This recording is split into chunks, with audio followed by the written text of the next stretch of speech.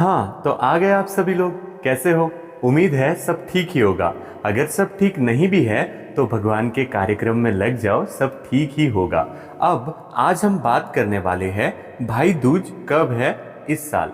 देखो, हर साल क्या होता है कि दिवाली के तुरंत दूसरे दिन ही भाई दूज आती है, लेकिन इस बार ऐसा नहीं है। भाई दूज 2024 में 3 नवंबर को है। भाई दूज दिवाली के बाद दूसरे दिन ही मनाया जाता है, लेकिन इस बार ऐसा है क्या? नहीं है, ऐसा नहीं है। और साथ ही कई लोगों ने राहु काल के बारे में भी गलत सलत जानकारी दे दी है लोगों को, तो मैं आपको उसके बारे में भी बताने जा रहा हूँ। कोई बात नहीं, चलते रहता है, लेकिन आप ध्यान से समझ लीजिए कि आपको क्या करना है। एक और ज़रूरी बात कि भाई दूज के दिन गलती से भी अपने भाई को रुमाल वगैरह नहीं देना है। क्यों नहीं देना है? क्योंकि रुमाल तब देते हैं जब समय सही ना चल रहा हो, और शुभ समय में कभी भी रुमाल नहीं दिया जाता है। तो भाई दूज का पर्व बहुत शुभ माना जाता है।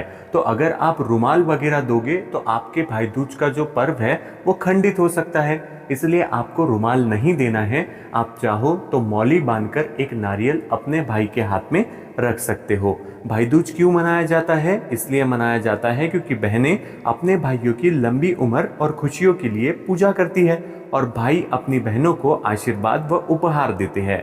अब देखिए, जरूरी बातें ये है कि इसका शुभ मुहूर्त क्या है और कौन से समय में आप भाई की पूजा वगैरह। देखो, सबसे जरूरी बात कि जो द्वितीय तिथि है वो प्रारंभ होगी 2 नवंबर शनिवार रात 8:23 से, और द्वितीय तिथि समाप्त होगी 3 नवंबर रविवार को रात 10:05 पे। अब याद रखना है कि 3 नवंबर 2024 यानी कि रविवार के दिन सूर्योदय सुबह 6:37 पे होगा और सूर्यास्त शाम 5:43 पे होगा।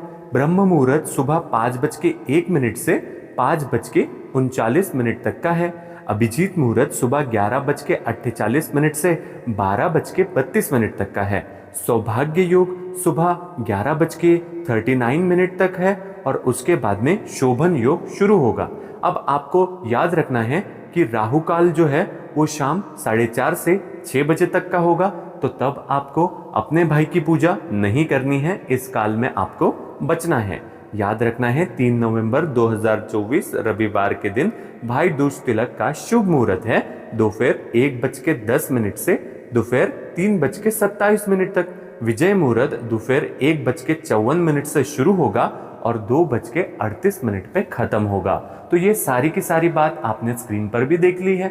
मुझे उम्मीद है आपको सारी बातें समझ आ गई होंगी।